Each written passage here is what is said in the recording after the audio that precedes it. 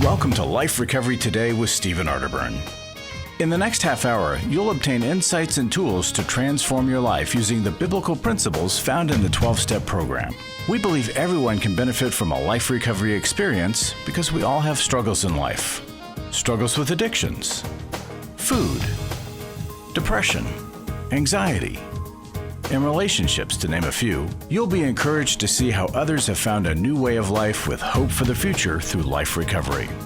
Your host is Steve Arterburn, founder of New Life Ministries and Women of Faith, author of over 100 books, and teaching pastor at Northview Church in Carmel, Indiana, one of the 20 largest churches in America. Steve is the co-editor of the Life Recovery Bible, the #1 selling recovery Bible. With over 3 million copies sold, this is the Bible given to inmates by Prison Fellowship and the Pew Bible for the Salvation Army. Now here's Steve. Hi, Steve Arterburn here. Thanks for joining me for Life Recovery Today. Got a special guest, Dr. Alice Benton, and she's a big favorite on New Life Live, and we'll tell you all about her in just a minute.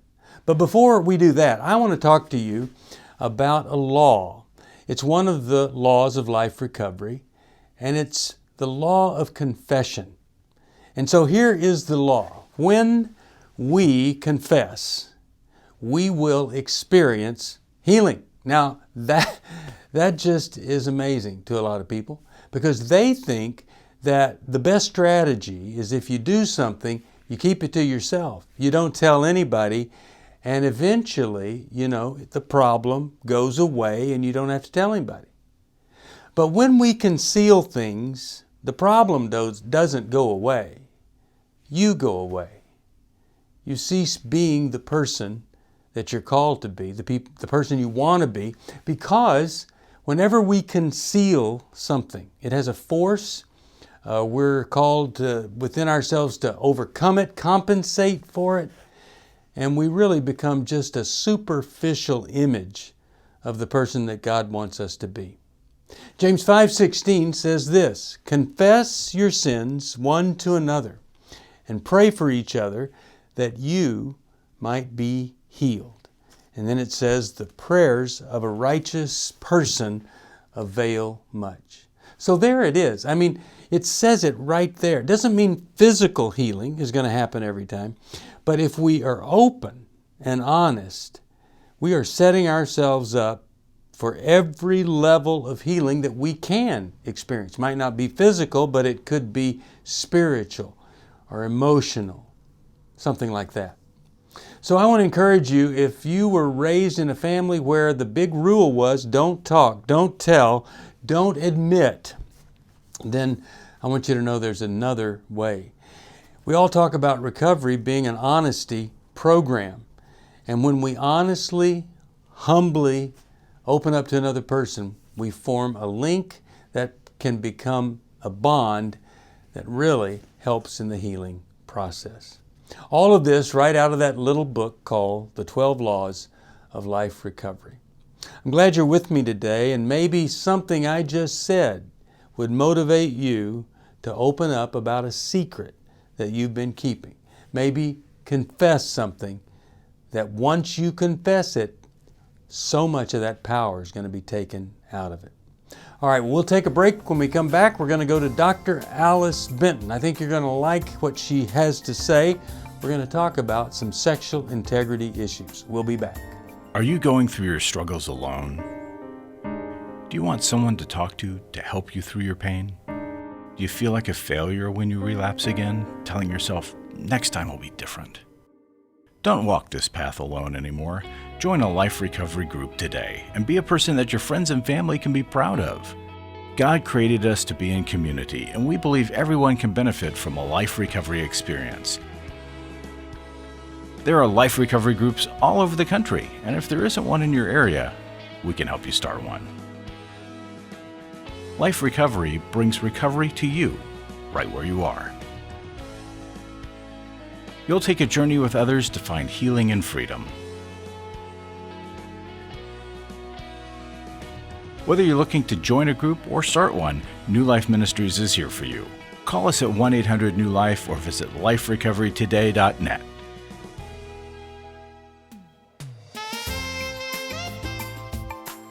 Welcome back to Life Recovery Today. You know, recovery is all about integrating our faith with our recovery process. It's about growing into faith for some folks. I hope it's that for you. Today to talk about recovery and her own life is Dr. Alice Benton. Went to a great university, University of St. Thomas, not down in the Virgin Islands, but in Minnesota. And she has a PhD. She runs a clinic now. She used to be in kind of a community clinic, but she's head of a bunch of other clinicians there in Southern California. And I have to tell you, she's one of the favorites on radio. I continue to hear people say, "We love Alice." Well, there's a reason why, and I think you'll find that out. Alice, welcome to Life Recovery Today. Steve, what an honor to be here with you. Thank you for having me. Well, always good to be with you on radio and here. You really are one of the wisest people that I've come across, and that's why you just continue to be on radio, because we don't let just anybody on radio, but love you being there. So here's a question for me. What was it that caused you to be interested in counseling and in becoming a therapist with that Christian foundation? What was that? It started pretty young. My family went through its own struggle with addiction, with alcohol and drug addiction. Some of my siblings struggled with it. And so I remember being in a family therapy session in support of a sibling. And that group therapist helped me open up, helped me realize that I was afraid and I was sad with what was going on. And they taught us how to share emotions in that session, something I wasn't aware of, didn't know how to do. Yeah. And that moment stuck with me. And I knew from there on that I wanted to pursue what that leader, that group leader, was able to do. That's wonderful. You have a very strong faith. I think you're one of the most committed Christians that we have on the program. Sometimes I joke and say Alice is the only Christian on New Life Live. But Alice, I know that your life wasn't always nice and tidy, and things kind of got out of control. How did you know that it was out of control? What was all that like, and what was it all about? Tell us if you don't mind. Well, you were talking about confession opening up the show. And I wasn't being honest with my husband. I wasn't even being honest with myself. I thought things still were neat and tidy. But I went to a Cloud and Townsend weekend just to become a better therapist, not because I thought I had problems to be working on. I didn't yet realize I was broken. But on that weekend, striving to be a better therapist, I started to buy into the idea that I should be in community, that I should be looking at my own relationship with God and my own sins in order to become that better therapist. But I still wasn't even really aware of what the level of my sins was. I knew I was anxious. As I dug down, I started to learn I was anxious because I was lying by omitting and avoiding truth about a couple main significant areas of my life. Wow. I got into a small group and started to connect with an accountability partner. So one of the areas that I realized needed some cleanup was staying in contact with ex-boyfriends and justifying it, that I was just friends with them. I started to realize, though, I was getting emotional reassurance and some thrill, some titillation from being in contact with them through social media. And when I was lonely, and when I was feeling inadequate, I would reach out to them. We'd have simple, brief conversations, maybe only a couple times a year. My husband actually knew about it, which made it even more dangerous because I let him know I was just friends with them. He was okay with me being friends because he trusted me, and I had to come to the realization that I wasn't trustworthy, and I needed to break off those relationships. With the help of my accountability partner, I started to do that. But even in that process was actually one of the worst moments. As I started to disentangle and end social media contact, I received a text message from one of the ex-boyfriends, lives in a different state. He's married, has kids. I'm married at the time, and we have our first child. And he said he was going to be in California on vacation with his family. And the implication was that we could all meet. I told my husband about the text and about the invitation, and I thought that I was pretty safe from going that far. But I was on the way home from work when I realized about 30 minutes had gone by while I was driving, and I was in the midst of a fantasy in my mind of my husband meeting this man, our families meeting at the hotel. Yeah. And what I realized was most dangerous was that I was going through what I would wear, how I would do my hair, how I would do my makeup, because I wanted to know I was still wanted by this ex-boyfriend. Wow. I went so fast down that slippery slope, Steve, in my fantasy, and didn't even realize I was doing it until about 30 minutes had gone by. And I realized the power there that it still had on me, even though I was cleaning this area up, that I could let my mind go that far in fantasy and have that willingness in my imagination to put my marriage at that great of risk. Yeah.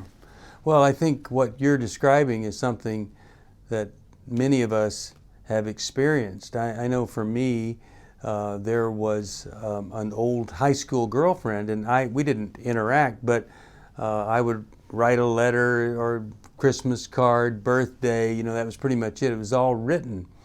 And like you, I had to decide there's something here when she responds back, and I'm not entitled to that. Her husband is entitled to that. And I remember just at that level, I would no longer send a Christmas card. I would no longer write or expect some kind of response. I remember how painful that was. What you're describing must have really been painful. And you're talking about the way I described this is you were starting to get over the need to be fascinating to anybody except your husband. Would you talk about that just a little bit? For me, it was a process of becoming okay with being needy and coming to accept my inadequacy and being willing enough to share that with my husband, with God, with my safe girls that I started to have in my life, and bringing my needs to them on a regular basis, which is embarrassing for me. There's some shame involved. I want to be self-sufficient. I don't want to have any needs. But now I regularly go to my husband to tell him, I need some reassurance. I need to know, I need to hear from you about your love for me, about our commitment to each other. I'm feeling down, I'm feeling low, and I could really use those kind of words of encouragement from you. What was his response? What did he do when you started to open up about this stuff? It was very helpful for him because I tend to be so self-sufficient. I didn't give him much room to come along and help me. And so offering him that opening and invitation, it gave him something to do for me, which I don't make it very easy to do things for me. And he needed that as well as me needing it too. Okay. Well, we're going to take a break, Alice, and when we come back, I would love to hear about how things got better, that process.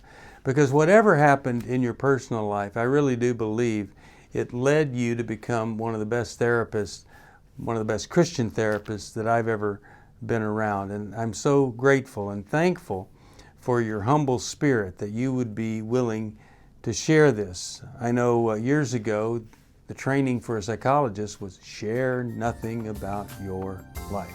Well, we're going to share more of our lives right after this break, and we'll be back for more Life Recovery Today. It's hard to find a trusted friend when you're in crisis. Someone who's been there and understands, but who also has the training and skill to give you practical help.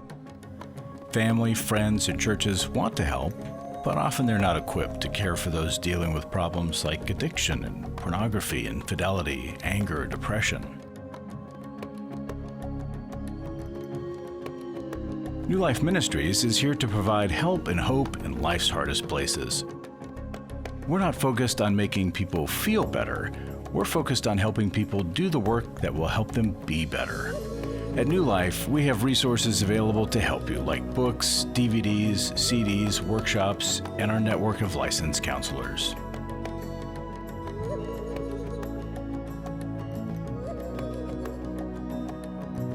If you need help, call 1-800-NEW-LIFE and begin your new life today.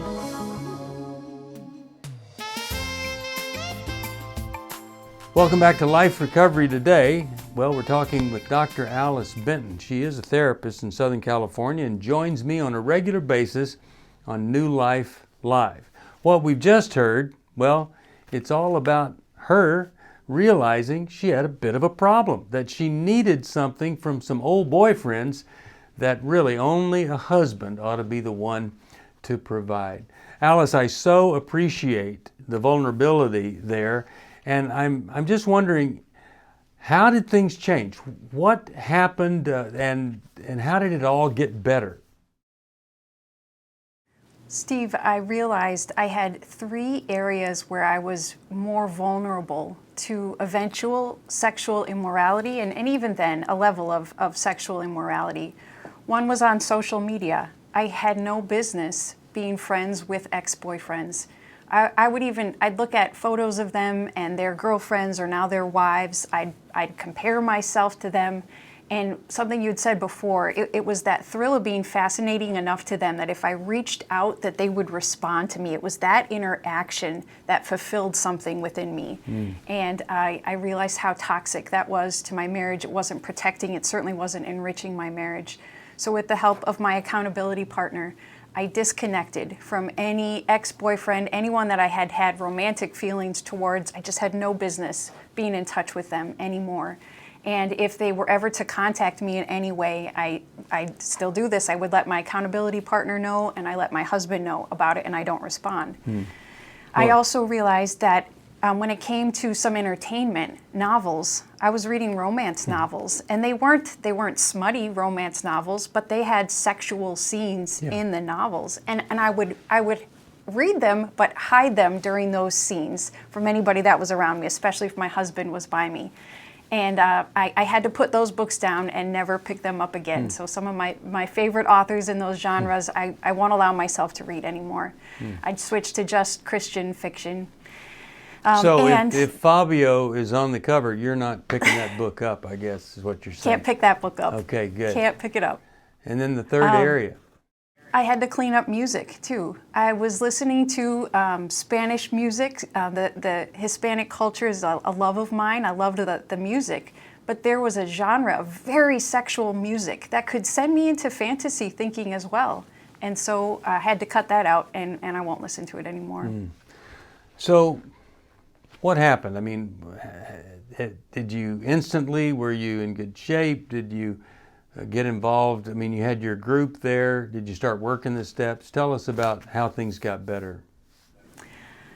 I found healing is a choice. I didn't know yet about New Life Radio. I only knew about Henry and John, Cloud and Townsend. But I found healing is a choice. And I started to work the steps in healing is a choice. And it was realizing who I needed to make amends to, the confessions that I needed to make to clean up my side of the street. That helped me accept that I am broken, I'm a sinner, my sins are uglier than I want to admit to anybody. But I believed that bringing them into relationship with people that know me and love me would help. And it did start to break me out. I, as a Catholic, growing up as a Catholic, I was used to confession, but it was anonymous. It was in the dark of a confessional, and the priest didn't know who I was. So there wasn't accountability for me after the confession. But now in my small group and with my accountability partner, they hold me to improving and to realigning myself with God's way. So every time I sin. Yeah, so you went through all that. Now you're helping women with their sexual integrity. And you know, when you describe these areas that you cleaned up, you really are talking about purity, integrity, authenticity. So how do you help another woman who's struggling with this? I know none of us can do this alone, and it can be so risky to get into a relationship where we start to reveal our sins and our fears and our hidden desires, but it's essential. And so I know we all need at least a life group, and most of us need therapy and an individual accountability partner where on a weekly, sometimes on a daily basis, we're connecting and confessing these things that I'm embarrassed of. I'm ashamed about this stuff.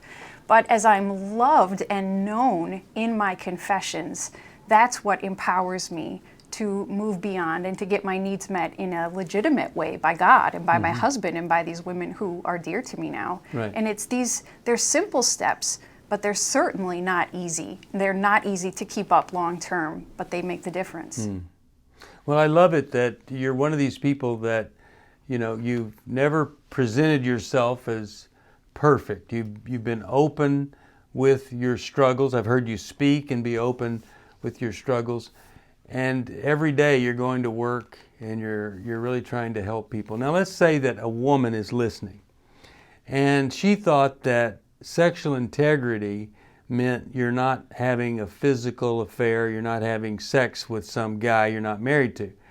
But hearing you, she realizes there are some areas that need to be cleaned up. What do you suggest? What would be something that could really help that person who's starting to see, maybe I need to make a change or two? Confession is absolutely number one, and you started the program out that way. It's God's design to loosen sin's hold on us and to gain back that territory, that foothold that the enemy has claimed in my life and in many other women's lives. And what's so dangerous is how acceptable my 3 areas of sin were. And so they don't seem as dangerous on the surface as they truly are underneath. So we've got to get to confession as soon as possible. We have to take a strong look at our marriage to find out what's going on that we're not bringing those needs to our husband. And how do we start that process? How do we get that honest with our spouse? And third, there's probably a historical root to it. There's a history of sexual immorality and sexual infidelity in my family of origin that left me with a lot of fears about being inadequate, about being replaceable, and that it's just a matter of time until it happens in my marriage. And it's by addressing those 3 different areas that we get the strength and the deeper healing that we need. Well, I love the order you put everything in, because I think a lot of times people reverse that order. They think, I need to find out the big why of this. Or even a psychologist saying to the person, I need to find out the big why and then I won't do it anymore. When in reality, you have to put up the protection. You have to have the plan, the other people. Now that you're safe and other people are safe, your marriage is safe, then you can go back and look at that, as you say, the historical link that triggers you into this. Anything else you would say to a person who's struggling with sexual integrity? I want to give an encouragement to push past the shame, because as embarrassed as I am to talk about my sins and my struggles, every time I have found acceptance on the other side of people who will tell me, oh, me too, I've done that as well.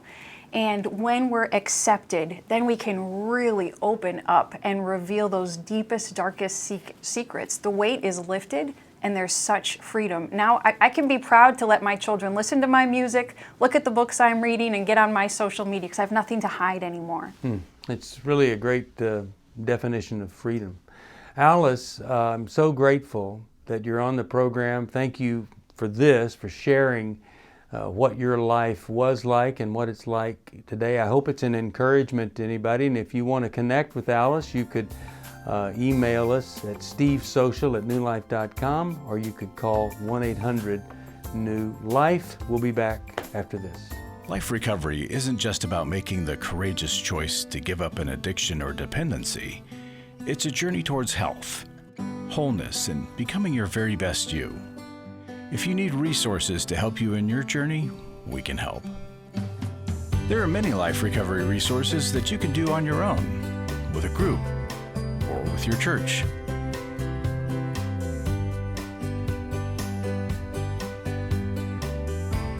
We have Bibles, workbooks, and devotionals that you can use to work your recovery right where you are.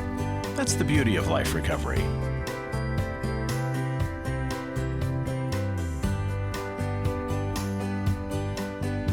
To learn more or to get the Life Recovery Bible or any other life recovery resource, visit liferecoverytoday.net or call us at 1-800-NEW-LIFE. 1-800 NEWLIFE. Welcome back to Life Recovery Today. You know, Alice talked about a life that was duplicitous. On the one hand, she's with her husband, he's approving of stuff, but she knew that there was something more down deep that she was getting from being in contact with old boyfriends. She cleaned it up because she had character. It's one of the gifts of life recovery. It is character. When we have character, we can make the right decision even when everything is pulling us the opposite direction. When we have character, we start to realize that usually the right thing is the toughest thing, but when we do the toughest thing, life becomes easier, where we're not always trying to make up for or compensate for past problems. What I love about Alice's life is that she went from trying to help people, realizing she had a problem, and then now kind of specializing in helping other women with sexual integrity problems. But more than that, she's open, honest, and humble. And that's why I respect her so much. If there's some reason that you're finding this gift of character has eluded you, I think maybe you would benefit, I know you'd benefit from working the 12 steps. And we have some tools that certainly help that. One is the Life Recovery Bible. The other are 5 different workbooks that we have.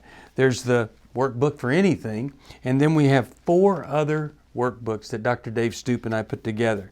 One for eating disorder, one for sexual integrity, which we've been talking about, divorce, and then one that I think everybody ought to go through, and it's our Life Recovery Workbook to deal with grief. One of the plagues, pandemics of the Christian community is unresolved grief, ungrieved loss. And people are walking around with all this stuff and they don't have to. They can be free. Let me just say one more thing. Some people think once you come to Jesus, everything is different.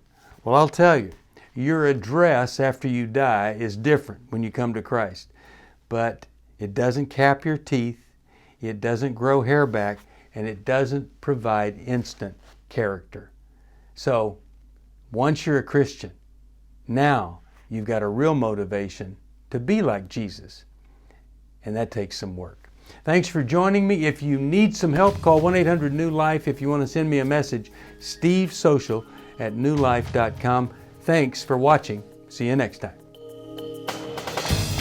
Thanks for joining us for Life Recovery Today with Stephen Arterburn.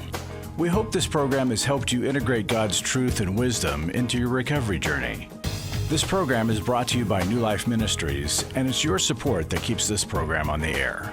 When you contact us for any reason, be sure to let us know that you watch on NRB. Call us at 1-800-NEW-LIFE or go to liferecoverytoday.net. Please join us again next week for more Life Recovery Today.